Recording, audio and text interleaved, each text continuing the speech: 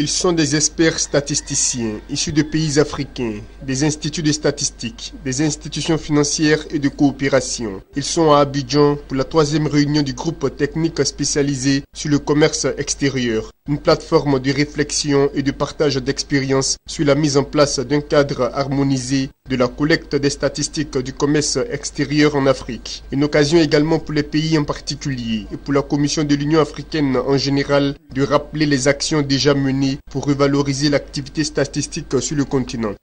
En termes de formation, aussi ici à l'ENCA et au niveau même de la réforme même de l'Institut national de la statistique, pouvoir donc disposer de statistiques qui soient fiables et complètes. Comme ça a été rappelé lors des échanges, il y a effectivement un institut panafricain qui a été créé et dont le siège est à Yamoussoukro, à l'Institut Polytechnique Houphouët-Boigny de Yamoussoukro.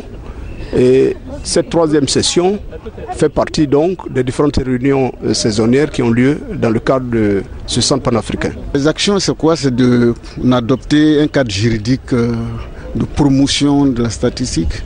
Le cadre juridique, c'est quoi? Permettre aux statisticiens de faire leur travail sans trop de pression, sans subir la pression des politiciens. Autre action, c'est de créer le centre panafricain de la statistique comme Eurostat, qui va être l'institut qui va collecter les données et les valider pour que l'Afrique ait sa propre statistique.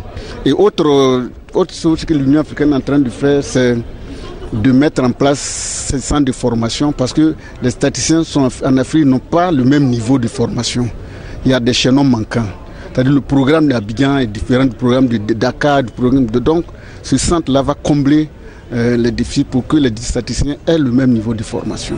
En Côte d'Ivoire, comme partout en Afrique, le tableau des données statistiques est loin d'être admirable, que de difficultés et de défis. L'enrichissement des données statistiques du commerce extérieur. Dans la plupart de nos pays, la capacité manque. Donc nous devons, aider les pays à bâtir cette capacité là où elle n'existe pas, ou la renforcer là où elle est défaillante.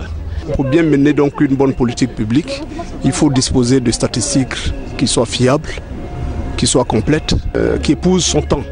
Parce que si vous avez des chiffres qui sont erronés, il va de soi que toutes les décisions que vous allez prendre ne seront pas applicables bien sûr aux populations en tenant compte donc de leurs besoins.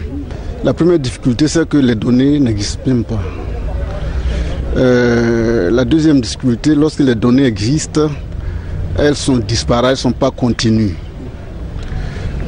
Autre difficulté, c'est le financement de l'activité statistique. Et autre difficulté, on peut même dire que l'insuffisance des statisticiens. Il n'y a pas beaucoup de statisticiens. Le peu de statisticiens qu'on met sur le marché, les structures, les banques, les assurances, etc., etc.